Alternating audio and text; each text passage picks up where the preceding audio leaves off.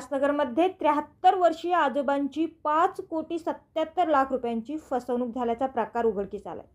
Share बाजारात जास्त पैसा कमावण्याच्या नादात आजोबांची फसवणूक झाली आहे।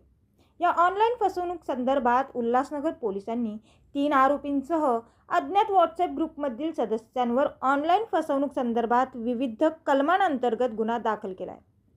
शेअर बाजारात जास्त परतावा मिळण्याच्या आमिषाला बळी पडून विष्णू कोटवानी यांना 14 एप्रिल ते 14 जुलै या 3 महिन्याच्या कालावधीत आरोपींनी फोन आणि व्हॉट्सॲप ग्रुपच्या माध्यमातून संपर्क साधला।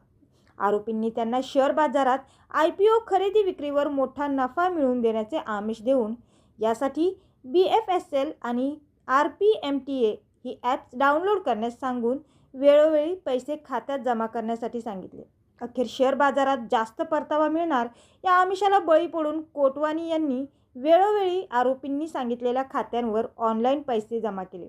अशा प्रकारे आरोपींनी त्यांची एकूण 5,77,02,000 रुपये इतकी मोठी रक्कम फसवून घेतली।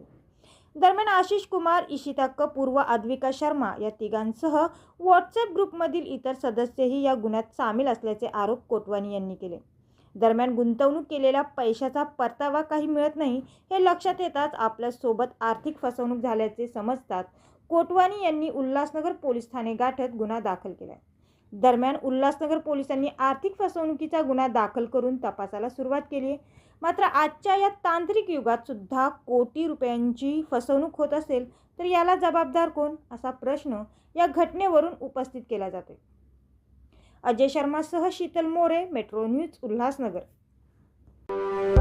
तुमच्या परिसरातील काही समस्या असेल किंवा काही माहिती असेल तसंच तुमच्या संस्थेची अल्पदरात जाहिरात द्यायची असेल तर मेट्रो न्यूजला संपर्क करा। आमचा मोबाईल नंबर आहे 7517000525।